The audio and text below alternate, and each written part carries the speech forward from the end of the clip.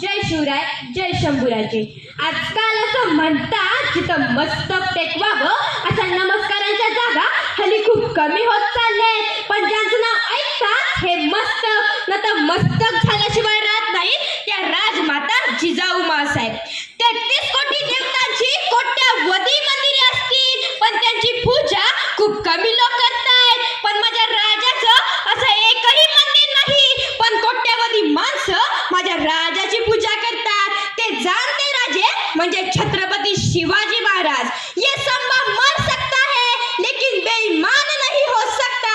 ते छत्रपती संभाजी महाराज. या सर्वांनाच माझा मानाचा मुजरा, मानाचा मुजरा, मानाचा मुजरा. वाघाच्या जबड्यात घालून हात मोजितो दात तो शंभू राजा. वाघाच्या जबड्यात घालून हात मोजितो दात तो शंभू राजा. रुद्राचा अवतार म्हणजे शंभू राजा. रुद्राचा अवतार म्हणजे शंभू राजा. शहाजींचे स्वप्न म्हणजे शंभू राजा. शहाजींचे स्वप्न म्हणजे शंभू राजा. जिजाऊंचे संस्कार म्हणजे शंभू राजा. जिजाऊंचे संस्कार म्हणजे शंभू राजा. शिवरायांची तळपती तलवार म्हणजे शंभू राजा. शिवरायांची तळपती तलवार म्हणजे शंभू राजा. सळसळत्या रक्ताचा धगधगता अंगार म्हणजे शंभू राजा. सळसळत्या रक्ताचा धगधगता अंगार म्हणजे शंभू राजा. मराठ्यांचं उसळलेलं रक्त म्हणजे शंभू राजा. मराठ्यांचं उसळलेलं रक्त म्हणजे शंभू राजा. यावरून तुम्हाला माझा विषय नक्कीच समजला असेल. नमस्कार, मी अनुष्का अरविंद पाटील, इयत्ता 6वीची विद्यार्थिनी आपल्या समोर विषय मांडते छत्रपती संभाजी महाराज. होय, छत्रपती संभाजी महाराज. इतिहास विसरणारी माणसं इतिहास घडवू शकत नाहीत. इतिहास विसरणारी माणसं इतिहास घडवू शकत नाहीत आणि इतिहास घडवणारी माणसं इतिहास कधीच विसरत नाहीत. हाच एक मोठा इतिहास आहे. निरक्षर मराठ्यांचा इतिहास सुवर्ण अक्षराने लिहावा असा आहे. एक गोष्ट अशी आहे की राजा शंभू तुमच्या आमच्या काळात अजूनही जिवंत आहे आणि याचीच ही साक्ष आहे. आजूबाजूला जी सह्याद्रीची उंची वाढल्या ती उगाच नाही, कारण या सह्याद्रीच्या पायथ्याशी कित्येक जणांनी स्वतःला वाढून घेतलं आणि याच सह्याद्रीच्या कुशीत जन्मले फक्त शिवराय आणि शंभूराजेच. छत्रपती संभाजी महाराजांचा जन्म 14 मे 1657 रोजी पुरंदरात झाला. तोफांचा गडगडाट झाला.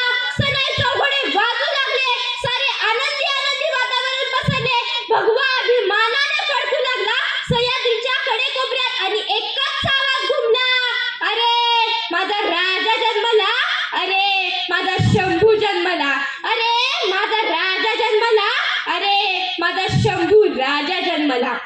शेर कभी बिकते नहीं कुत्तों के बाजार में. शेर कभी बिकते नहीं कुत्तों के बाजार में और बिकने वाले टिकते नहीं छत्रपती संभाजी महाराज के दरबार में.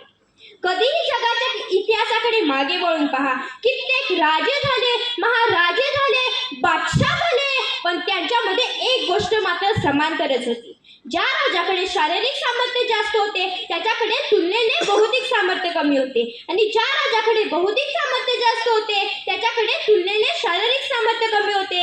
पण या जगाच्या पाठीवर असा एकमेव राजा आहे ज्याच्याकडे शारीरिक सामर्थ्य होते पण त्याच्या कित्येक पटीने जास्त बौद्धिक सामर्थ्य होते आणि त्या राजाचं नाव म्हणजे शिवपुत्र छत्रपती संभाजी महाराज. छत्रपती शिवाजी महाराजांनंतर गादीवर बसले स्वराज्याचे धाकले पुत्र छत्रपती संभाजी महाराज आणि त्यांना संपविण्यासाठी आला औरंगजेब बादशाह 6 लाखाची फौज घेऊन. अरे संपविण्या शिवबाचे स्वराज्य औरंगजेबाला. संपविण्या शिवबाचे स्वराज्य औरंगजेबाला. सांग संभाजी कशी देणार तू टक्कर या वादळाला. सांग संभाजी कशी देणार तू टक्कर या वादळाला. अरे 63 वर्षाचा तो दिल्लीचा बादशाह आणि 23 वर्षाचा हा कोवळा शंभू पहा. 23 वर्षाचा हा कोवळा शंभू पहा. 3 लाख घोडेस्वार 2 लाख पायद. 3 लाख घोडेस्वार 2 लाख पायद. पाय दही तुडविण्यास आले महाराष्ट्राचं बळ. अरे 1 लाख सेवक त्याचे खजिना 33 कोटीचा. 1 लाख सेवक त्याचे खजिना 33 कोटीचा. विकत घेण्यासाठी आले कना मराठी पाठीचा. विकत घेण्यासाठी आले कना मराठी पाठीचा. 3000 हत्ती 5000 उंट. 3000 हत्ती 5000 उंट आणि 400 घेऊन तोफा 40 नातू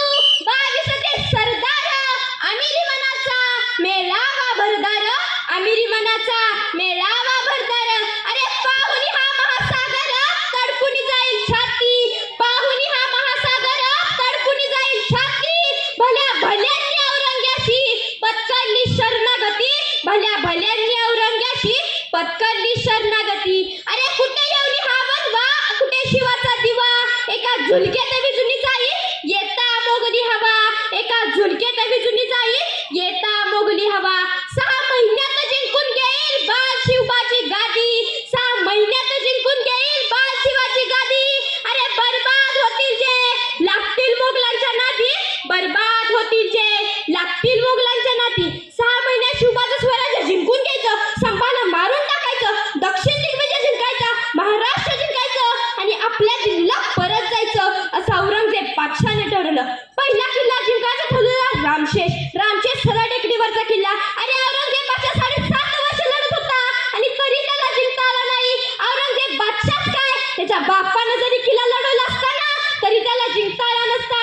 कारण औरंगजेब बादशाह लढत होता किल्ला जिंकण्यासाठी आणि आमचे मावळे लढत होते शिवबांचं स्वराज्य वाचवण्यासाठी. अरे मृत्यूलाही मारण्याचा होता त्याचा कावा, मृत्यूलाही मारण्याचा होता त्याचा कावा. निधड्या छातीचा असा एकमेव छावा, निधड्या छातीचा असा एकमेव छावा. महाराज श्रीमंत योगी क्षत्रिय कुलावतंस, महातेजस्वी बुद्धिवंत शास्त्रवीर मुघल